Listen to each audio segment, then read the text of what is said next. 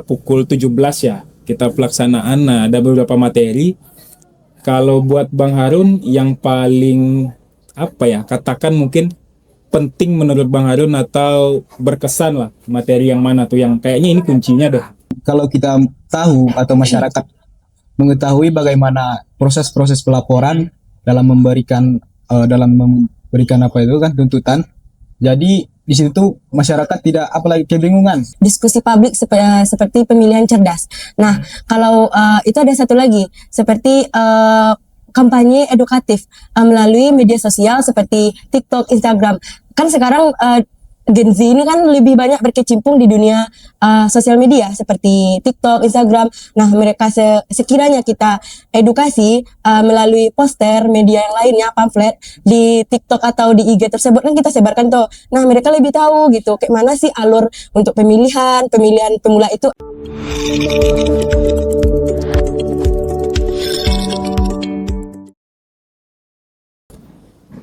Bismillahirrahmanirrahim. Assalamualaikum warahmatullahi wabarakatuh. Sahabat Bawaslu, kembali lagi bersama kami di podcast Ruang Publik dengan saya Muhammad Ervin Kushairi. Nah, ini kali kedua nih kita bertandang ke kantor atau studio podcastnya Bawaslu Pasaman, Obsesilu, obrolan seputar demokrasi dan pemilu. Tentunya kami juga ucapkan terima kasih kepada Bawaslu Pasaman yang sudah meminjamkan studionya. Boleh tepuk tangannya untuk Bawaslu Pasaman di belakang, tim Bawaslu Pasaman.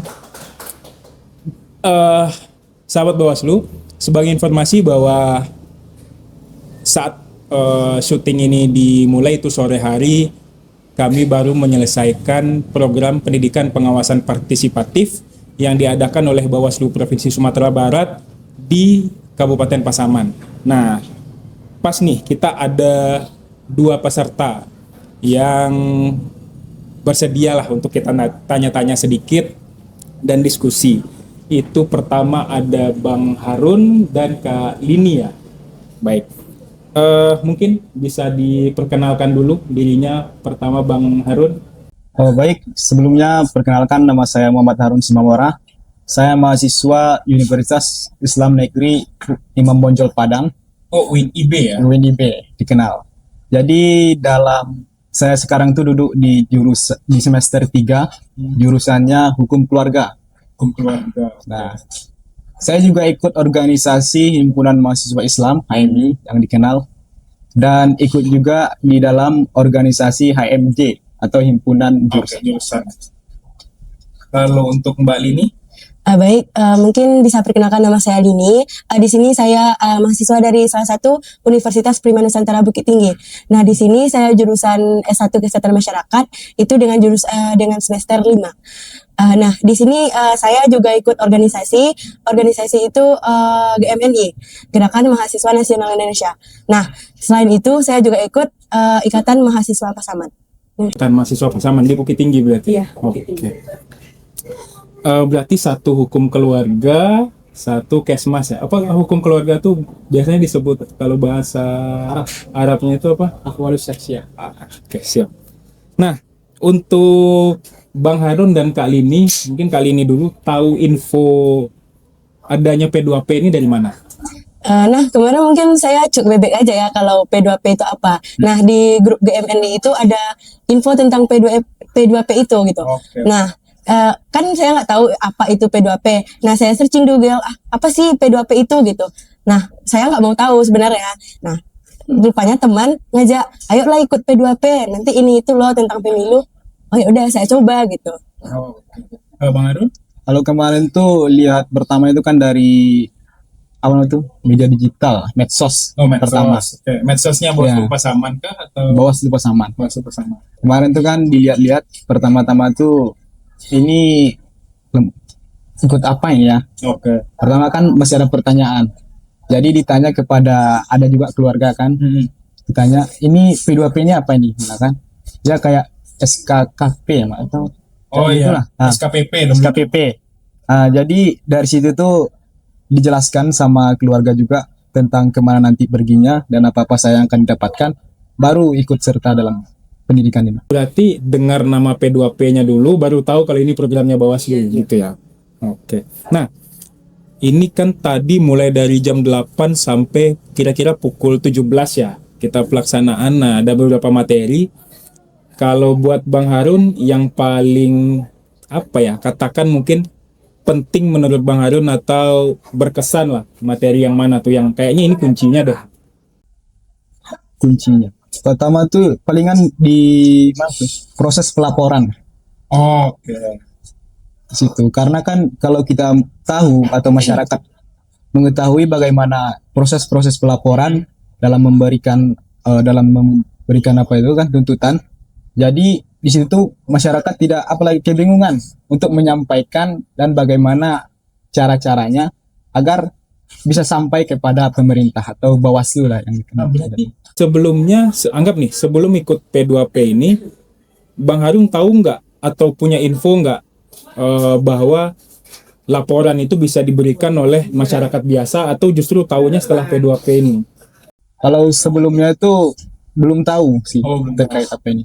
Jadi ketika saya sudah mengikuti pendidikan pengawas partisipatif ini, saya baru banyak mendapatkan ilmu-ilmu baru, termasuk tentang pelaporan dan proses pemeriksaan dan segala macam. Kalau Mbak Lini? Kalau menurut saya pribadi itu yang pertama itu pencegahan dan pelanggaran. Karena kalau misalnya kita cegah dari awal untuk tidak terjadinya pelanggaran pemilu tersebut, itu mungkin bisa tidak terjadinya pelaporan tersebut karena tidak adanya pelanggaran dari awal. Gitu menurut saya. Kalau izin saya simpulkan, program pelatihan tadi atau materi tadi akhirnya bisa memberikan gambaran bahwa mungkin ini buat sahabat Bawaslu di rumah juga, mungkin banyak sahabat yang merasa, oh saya kan masyarakat biasa, mungkin nggak bisa punya andil nih dalam pemilu, ternyata bisa gitu ya. Oke. Nah, tadi di akhir itu kan ada penyusunan rencana tindak lanjut pasca P2P ini. Mbak Lini mau bikin apa? Kalau saya buat RTL tadi itu seperti diskusi publik seperti pemilihan cerdas. Nah, kalau itu ada satu lagi seperti kampanye edukatif melalui media sosial seperti TikTok, Instagram. Kan sekarang Gen Z ini kan lebih banyak berkecimpung di dunia sosial media seperti TikTok, Instagram. Nah, mereka sekiranya kita edukasi melalui poster, media yang lainnya, pamflet di TikTok atau di IG tersebut kan kita sebarkan tuh. Nah, mereka lebih tahu gitu, kayak mana sih alur untuk pemilihan pemula itu apa gitu dan lain-lainnya gitu. Dan itu menyangkut juga dengan jurusan saya kesehatan masyarakat, lebih basicnya ke edukasi gitu. Oh, di edukasinya nyambung. Iya. Kalau Bang Harun? Kalau menurut saya itu kan RTL, rancangan tindak lanjut ini itu dimulai dari dialog antar pemuda. Karena kan kalau kita lihat juga dari sejarah, kenapa saya masukkan pemuda ini?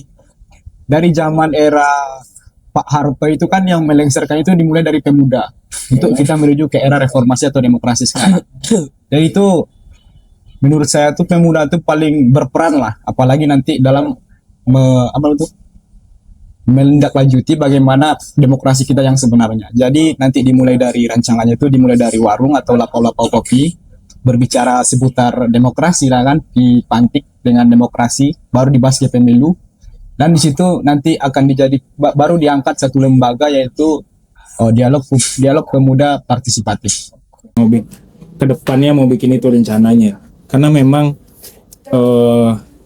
yang kami pahami bahwa perjuangan itu kan nggak harus dalam skala besar ya.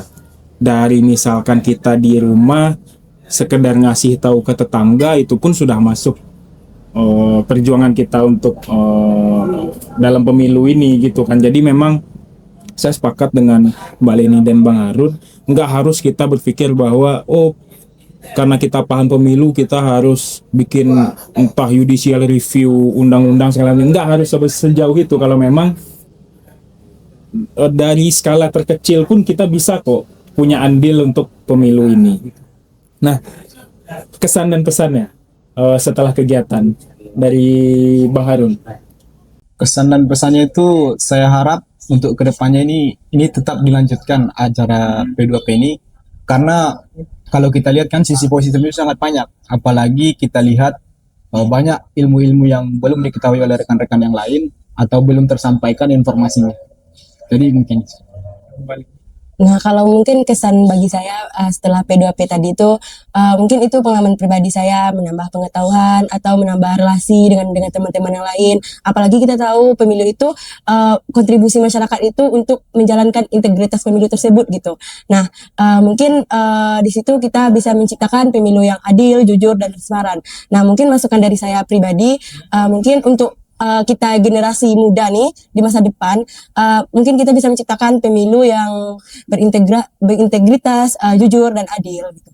Oke. Nah, sebelumnya pernah nggak dapat sosialisasi serupa tentang pemilu, entah itu dari Bawaslu, entah itu dari KPU atau dari tempatnya? Kalau Mbak ini pernah? Pernah. Dari Bukit Tinggi. Yuk. Oh, di Bukit Tinggi dari Bawaslu juga kan? Bawaslu juga, kalau Bawaslu nggak salah. juga. Kalau Abang? kalau pribadi itu sebenarnya belum pernah mendapatkan sosialisasi.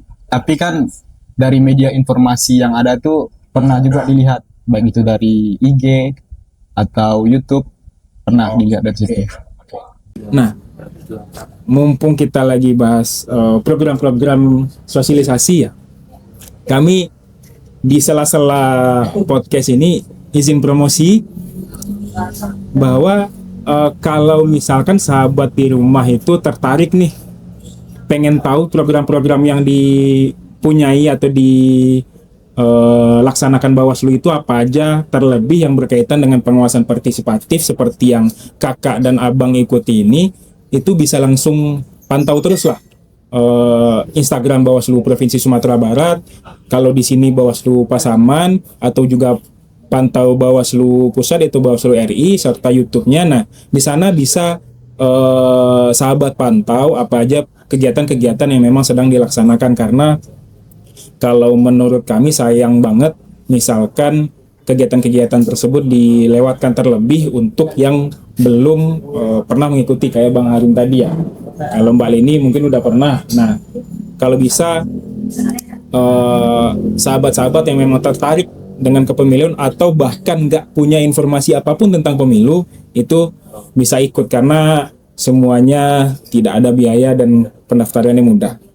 Nah, kemudian karena kita nih sudah sampai di penghujung podcast, kami tentunya juga berharap, nah kalau masukan atau saran-saran dari abang dan kakak tadi pastinya akan kami tindak lanjuti untuk perbaikan program ke depan. Cuma kami juga berharap tentunya sekembalinya ke rumah atau sekembalinya ke kampus, sekembalinya ke organisasi, abang dan kakak bisa menyampaikan program ini dan menyampaikan informasi yang didapat kepada lingkungan sekitar, karena yang kami harapkan sebetulnya, atau yang Bawaslu harapkan sebetulnya, bukan bagaimana, kalau di sini kan tadi 40 peserta ya, bukan bagaimana 40 peserta ini dapat informasi, tapi bagaimana 40 peserta ini dapat secara organik atau secara swadaya menyebarkan informasi ini kepada lingkungan sekitarnya. Jadi goal kami ini bukan 40 orang ini, tapi 40